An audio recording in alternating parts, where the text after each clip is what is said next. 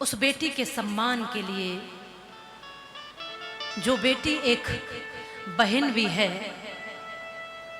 एक पत्नी भी है, एक मां भी है,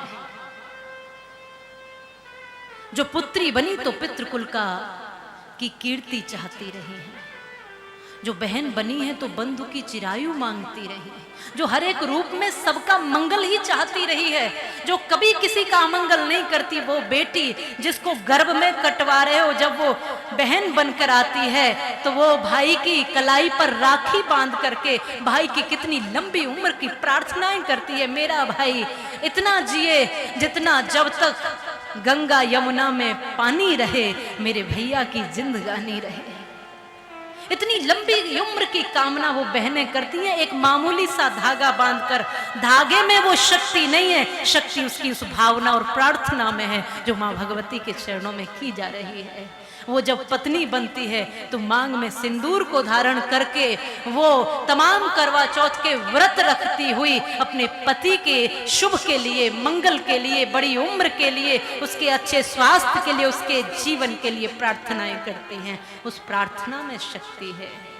वो जब माँ बन जाती है तो माँ तो सर्वस्व अपनी संतानों पर न्योछावर करके पूरा जीवन ही अपनी संतानों के लिए बिता देती है। ये वो बेटी का स्वरूप है जो आज बीज रूप में है, उसको फलने फूलने दो। एक दिन ये वट वृक्ष बन करके पूरी धरती को अपने आंचल की छांव में शीतलता देंगे। वो बड़ी सुंदर कविता है। वो बेटी मानो कह रही है, मैं स्त्री हूं, मैं नारी हूं, मैं कली हूं, मैं फुलवारी हूं, मैं दर्शन हूं, मैं दर्पण हूं, मैं नाद हूं, मैं ही गर्जन हूं। एक एक स्वरूप का ध्यान करते हुए और इसको हृदय में चिंतन करते हुए, क्योंकि कभी कोई भी कविता लिखता है तो अपने हृदय को उतार कर रख देता है। कोई भी शब्द भीतर से ऐसे ही नहीं आता है। कोई भी भजन लिखो, कोई भी कविता लिखो, अपने हृदय की सादगी को वो बाहर निकाल कर लाता है, और जो वो जीता है वो बाहर लिख देता है। और यही आपका स्वरूप है। हाँ, आज आपको अपने स्वरूप का ध्यान नहीं है, इसलिए आपको ये मामूली सी बातें लगती हैं। क्योंकि सच बताऊं तो पूरा ध्यान आज फैशन पे है, बुरा मत मानना। पूरा ध्यान फैशन पर है, लेकिन अपना स्वरूप क्या है इस पर कोई चिंतन नहीं है, कोई चिंतन नहीं है। और यही है पतन का कारण, यही है ध्रुव प्रहलाद आज भी घर में प्रकट हो सकते हैं, लेकिन उसके लिए वैसा चिंतन चाहिए। आज भी बजरंगबली, राम कृष्ण, महाराणा प्रताप और शिवाजी आ सकते हैं, लेकिन उसके लिए वैसी साधना, वैसा स्वरूप चाहिए। आज भी राम कृष्ण अवतरित हो सकते हैं। कौशल्या तुम बनोगी तो घर घर राम आएंगे। केवल एक ही रूप आपका नहीं। जब हम कहते हैं कि माँ भगवती के अनेकों रूप हैं, मैं ये नहीं कहती कि आप श्रृंगार मत करो, पर मैं ये जरूर कहती हूँ कि फैशन करने की कोई आवश्यकता नहीं है, क्योंकि फैशन दृष्टि को बेढंगा बनाता है और श्रृंगार आपको सुंदर और सुसज्जित करता है। माँ का स्वरूप है, स्त्रियों का स्वरूप है श्रृंगार करना। वो सुंदर रहें, श्रृंगारित रहें, आनंदित रहें, प्रसन्न करें। लेकिन आज का श्रृंगार थोड़ा अलग है। कौशल्या बनोगी तो घर घर राम आएंगे। संदेश विश्व शांति का इस देश में सुनाएंगे। यशोदा सा तप, देवकी सी मंगल कामना, और कृष्ण तब करेंगे आता ताइयों का सामना। है प्यार में तेरे सृजन सुधार, तेरे क्रोध में, और पलता रहा भविष्य है सदा तुम्हारी गोद में। ये कथा ही मात्र शक्ति के स्वरूप को जागृत करने की है। जागो तो अच्छी बात। वो स्त्री कहती है इस कवि के माध्यम से, मैं स्त्री हूं, मैं नारी हूं, मैं कली हूं, मैं फुलवारी हूं, मैं दर्शन हूं, मैं दर्पण हूं, मैं नाद हूं, मैं हूं गर्जन हूं, मैं बेटी हूं, मैं माता हूं, मैं बलिदानों की गाथा हूं, मैं श्रीमद् भगवत गीता हूं, मैं द्रौपदी में सीता हूं, मैं श्रीमद् भगवत गीता हूं। सारा शास्त्र तुम्हारे भीतर समाया है। जिस दिन तुम्हें अपने स्वरूप का ध्यान होगा, उस दिन तुम्हें पता चलेगा कि माँ काली में, माँ भवानी में और मुझ में कोई अंतर नहीं है। वो जब धरती पर आती है तो अनेकों नाम धारण कर लेती है। मैं श्रीमद् भगवत गीता हूं, मैं द्रौपदी में सीता हूं। ये पीड़ा है स्त्री की, ये आंसू हैं उस बेटी के, उस बहन के जो उसके साथ समाज व्यवहार करता है। ये पीड़ा लिखी है कवि ने उस स्त्री की, उस बेटी की, उस कन्या की, उस माता की, कि पुरुषों की इस दुनिया ने मुझे कैसी नियति दिखलाई। कभी जुए में हार गए, कभी अग्नि परीक्षा दिलवाई। कलयुग हो या सतयुग हो, इल्जाम मुझी पर आता है। क्यों घनी अंधेरी सड़कों पर चलने से मन घबराता है। क्यों घनी अंधेरी सड़कों पर चलने से मन घबराता है। मैं डरती हूँ, मैं मरती हूँ जब सफर अकेले करती हूँ। मैं डर का साम्राज्य, जब डर का साम्राज्य उभरता है, कोई साया पीछा करता है। मेरी मुट्ठी बंध जाती है, दिल की धड़कन बढ़ जाती है तरल पसीना माथे पर, दिल में मेरे घबराहट है। जाने ये किसका साया है, जाने ये किसकी आहट है।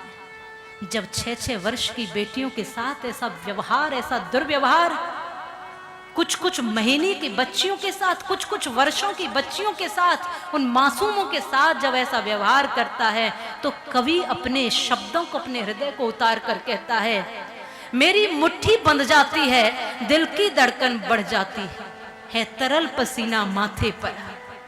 ये भय है मातृशक्ति के मन में, सड़कों पर चलती हुई डरती हुई उस बेटी के मन में है तरल पसीना माथे पर, दिल में मेरे घबराहट है। जाने ये किसका साया है, जाने ये किसकी आहट है। अंधेरे में उन हाथों ने मुझे बाहों में खींच लिया, एक ने मुंह पर हाथ रखा और एक ने आंचल खींच लिया। नारी के सम्मान को मिलकर तार तार कर डाला, मर्यादा के आंचल को फिर जार जार सा कर डाला।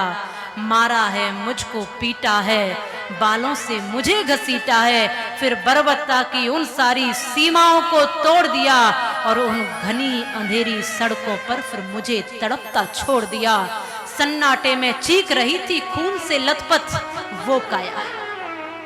तमाम दामिनियों के केस मिलते हैं। सन्नाटे में चीख रही थी खून से लथपथ वो काया। सबने तस्वीरें खींची, कोई मदद को आगे ना आया। कोई मदद करो, कोई मदद करो, कोई मदद करो, कोई मदद करो। ये चीख चीख कर चीख भी मुझसे रूठ गई। जब होश में आई इस समाज की बातें सुनकर टूट गई। कोई मदद करो, ये चीख चीख कर चीख भी मुझसे रूठ गई। जब होश में आई इस समाज की बातें सुनकर टूट गई। परिवार की बदनामी होगी, सब यही मुझे समझाते हैं। यह नई उम्र के लड़के हैं, थोड़ा तो बहक ही जाते हैं।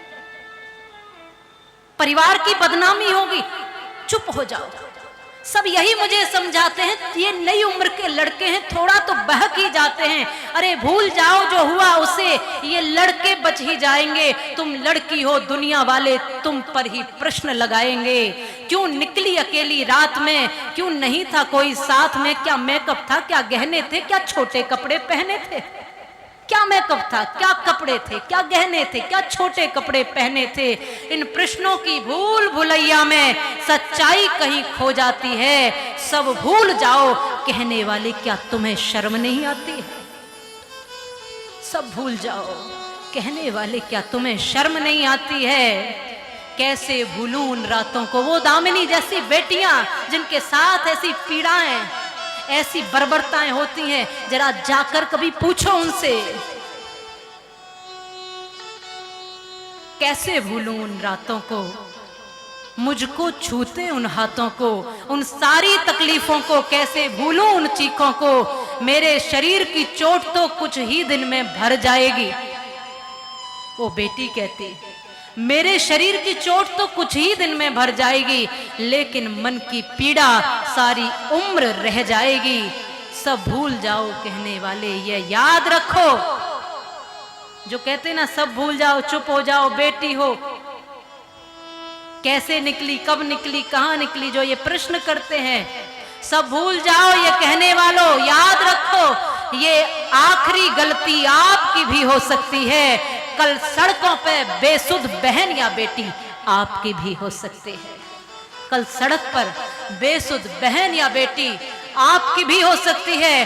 और इस एहसास से बढ़कर कोई दर्द नहीं होता। और इस एहसास से बढ़कर कोई दर्द नहीं होता, और जो नारी का अपमान करे वो मर्द नहीं हो सकता है।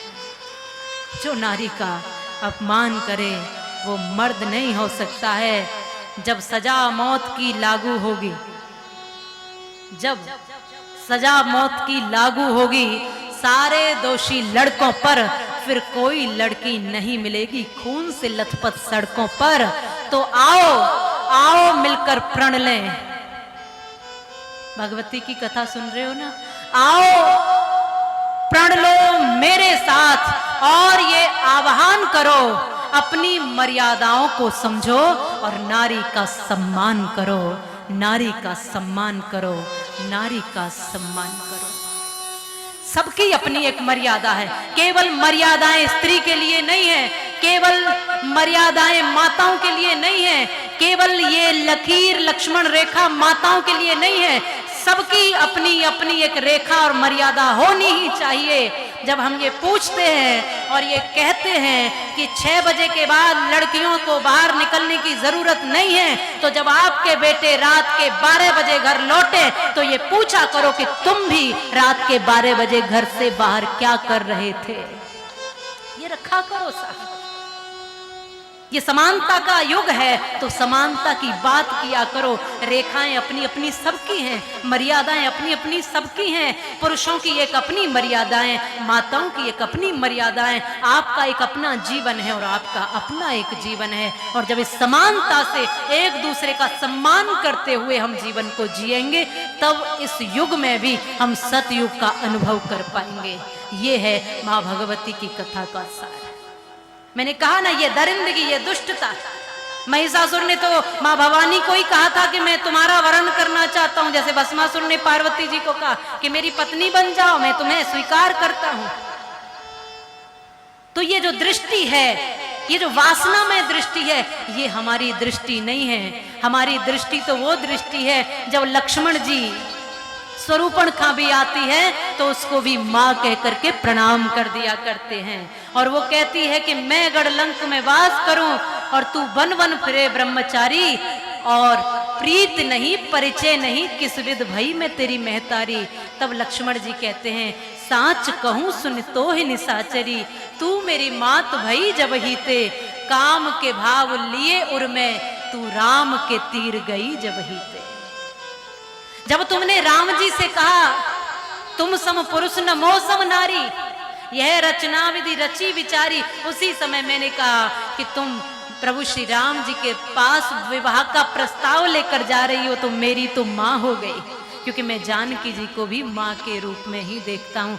ये हमारी दृष्टि है, ये भारत की दृष्टि है, जिसमें पर स्त्री को बहन के रूप में, माँ के रूप में, पुत्री के रूप में ही देखा जाता है।